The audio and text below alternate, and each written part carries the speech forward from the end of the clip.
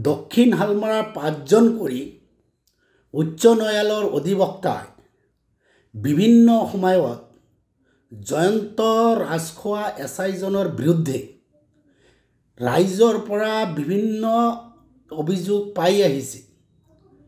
সেয়ে এই 5জন অধিবক্তাই আজি ডিজিপি মহোদয়ক এক অভিযোগ দিছে। অভিযোগত স্পষ্ট কৰি লেখা আছে যে তেওঁৰ কাৰুকাৰ্য কি কৰি আহিছে ইমান দিনে। আমি যেতিয়া থানাৰ আগেদি অহা যোৱা কৰোঁ সঘনাই দেখা পাওঁ যে গৰুৰ বেপাৰী তাতে বাহৰ পাতি আছে, যিবিলাক টেবলেটৰ বিজনেছ কৰে, যিবিলাক ব্ৰাউন চুগাৰৰ বিজনেছ কৰে, যিবিলাক হিৰ'ইনৰ বিজনেছ কৰে, সঘনাই থানাত অহা যোৱা কৰে। আৰু তেওঁৰ লগত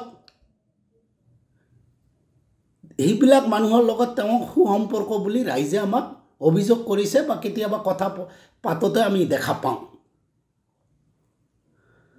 আচলতে এই এছআইজন, এই আৰক্ষীজন আচলতে অপৰাধীক দমন কৰিব গৈছে দক্ষিণ হালমাৰা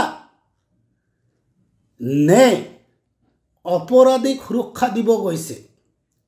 ৰাইজে অভিযোগ কৰিছে যে হোৱা নোহোৱা কেছত ভয় ভীতি দেখুৱাই বিভিন্ন সময়ত পইচা দাবী কৰি আহিছে বা পইচা লৈছে। ইয়াৰ মূলতে